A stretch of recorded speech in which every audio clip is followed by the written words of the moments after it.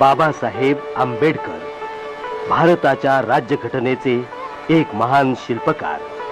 Doctor आंबेडकरांनी आपलं सारं आयुष्य पददलितांना न्याय आणि समता मिळवून देण्यासाठी वेचलं.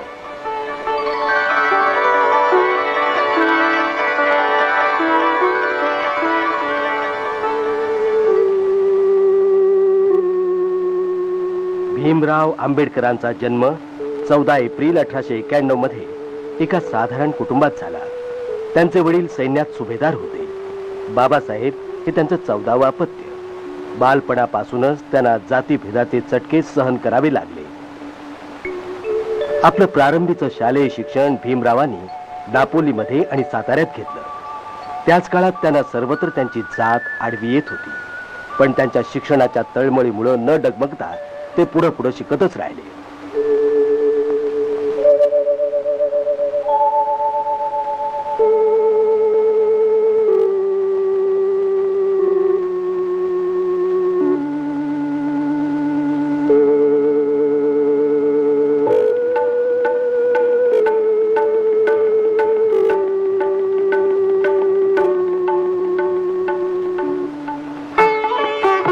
त्यानंतर आपल्या कुटुंबियासह ते मुंबईला आले. निरनिराळ्या संकटांशी सामना देत आंबेडकरांनी शिष्यवृत्त्या मिळवून शाळेतून कॉलेजापर्यंत मजल मारली.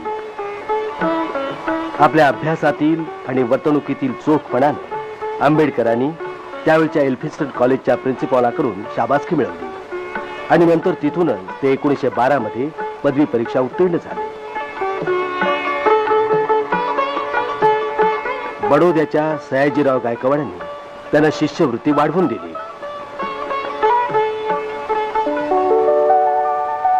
त्यामुळे ते न्यूयॉर्क इथल्या कोलंबिया युनिव्हर्सिटीत गेले.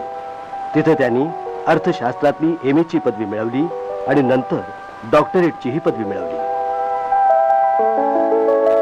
भारतात परतल्यावर आंबेडकरांनी सिडनहॅम कॉलेजात नोकरी धरली. या नोकरीत मिळालेल्या पैशामुळे त्यांना पुढे इंग्लंडमध्ये जाऊन अर्थशास्त्र आणि कायद्याचा अभ्यास पूर्ण करायला मिळाला.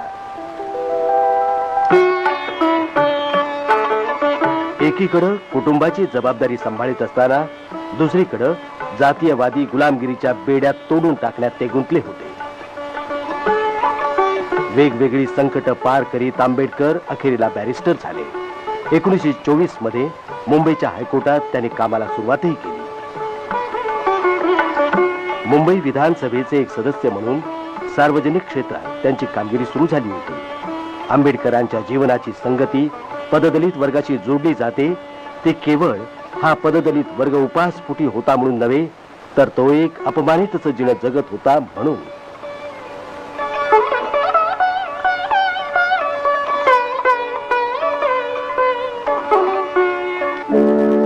आता वेळ आली होती कृती करून दाखवण्याची.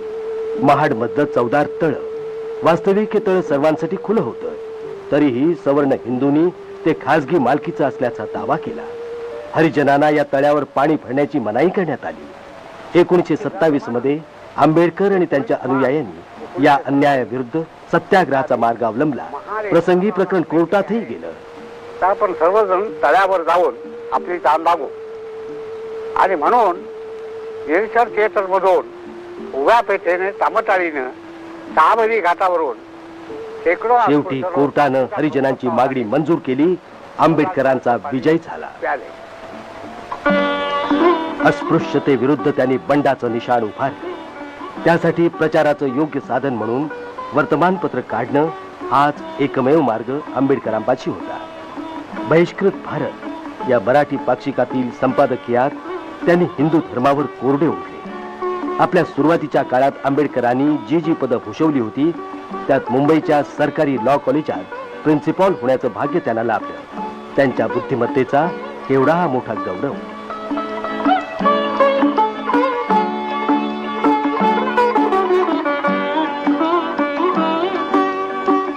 त्याच काळात महिलाद्वारासाठी त्यांनी अनेक चळवळीत भाग घेतला. ब्राह्मण पुरोहितांनी वैदिक पद्धतीनं लावलेलं हरिजन दाम्पत्याचं लग्न हे दलित वर्गाला समानतेनं वागवल्याचे एक सुचिन्हच होतं.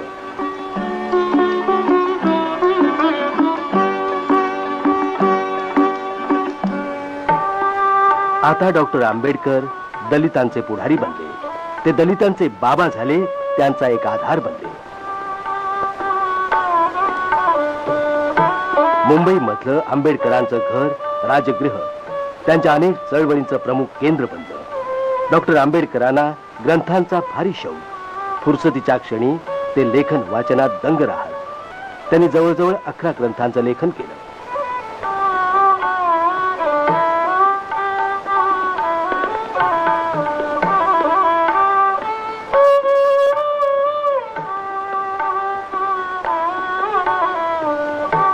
त्यांच्या कार्याचा व्याप वाढत होता. आर्थिक आणि सामाजिक न्याय याविरुद्ध लढण्यासाठी त्यांनी चांगले कार्यकर्ते एकत्रित केले.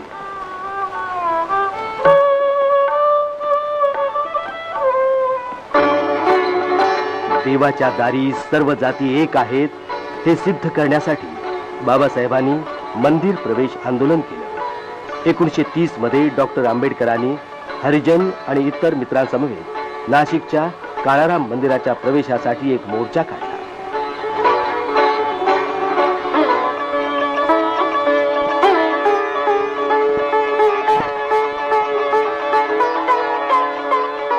सामाजिक समतेच्या प्रबोधनासाठी त्यांनी याच वर्षात जनता लोकसाप्ताहिक काढलं.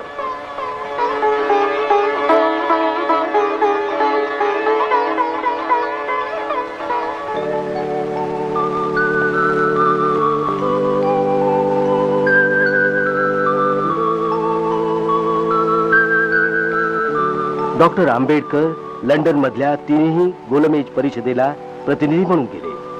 तिथं त्यांनी हरिजनांसाठी वेगळ्या निर्वाचन क्षेत्राची मागणी केली. परिणामी 1932च्या ऑगस्टमध्ये भारताला कम्युनल अवॉर्ड देण्यात आलं.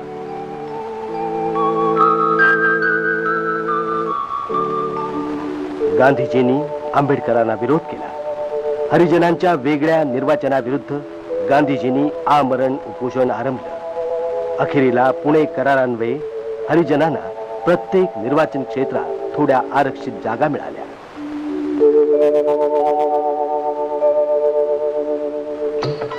आंबेडकरांनी एका सार्वजनिक सभेत सांगितलं की जातपातीनं पीडित झालेल्यांनी आपल्या मुक्ततेसाठी हा हिंदू धर्म सोडायलाच हवा, त्याशिवाय गत्यंतरच नाही. आता राजकीय क्षेत्रात बाबासाहेबांची क्षितिज वाढली होती.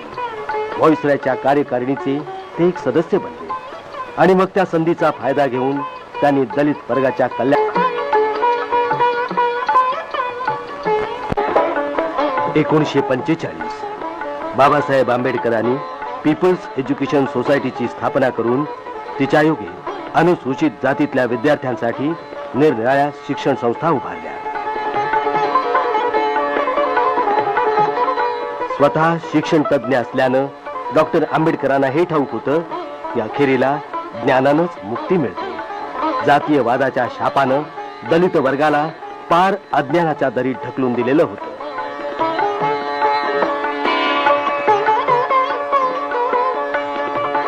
याच उद्देशानं पुढील पिढीला सहाय्य व्हावं म्हणून बाबासाहेबांनी आपलं ग्रंथालय सिद्धार्थ कॉलेजला देऊन टाकलं. स्वातंत्र्य लढ्याचा शेवटचा अंक चालू होता. क्रिप्स मिशननं भारतीय राजकारणाची समस्या सोडवण्याचा प्रयत्न केला, परंतु जवळजवळ सर्वच नेत्यांनी त्यावर बहिष्कार टाकला.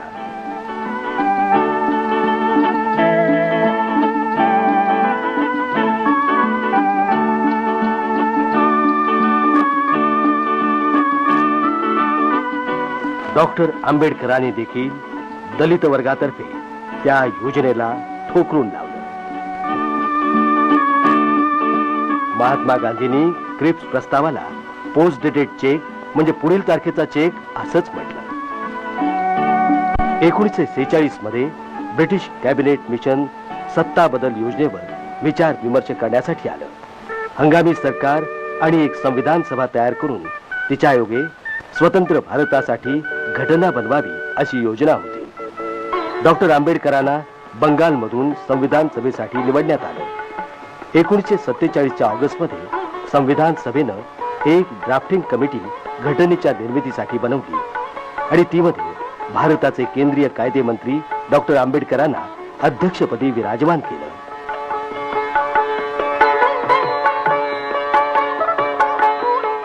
संविधान सभेत बोलताना डॉक्टर आंबेडकर म्हणाले, जोपर्यंत अंतिम उद्देशाच्या प्राप्तीचा प्रश्न आहे तोपर्यंत आपल्यातील कुणालाही कुणाचा संशय येता नये. तरी देखील मला वाटणारी एक शंका मी बोलूनच दाखवतो.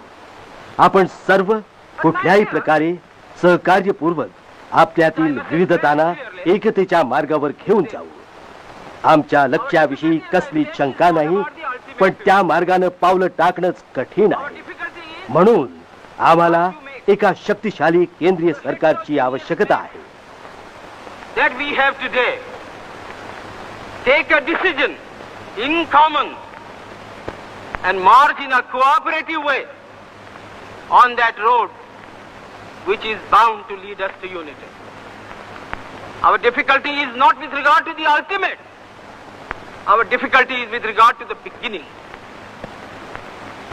Mr. Chairman, therefore, I like a strong, united center.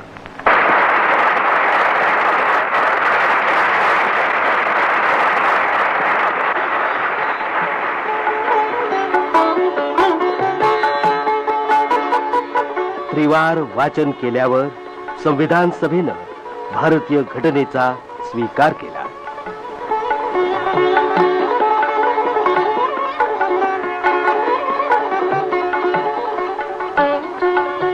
स्वातंत्र्यानंतर आपल्या देशानं सर्व जनतेसाठी आणि विशेष करून दलित वर्गासाठी सामाजिक आणि आर्थिक समानता अंमलात आणण्याचा प्रयत्न केला. अस्पृश्यता नष्ट करण्यात आली.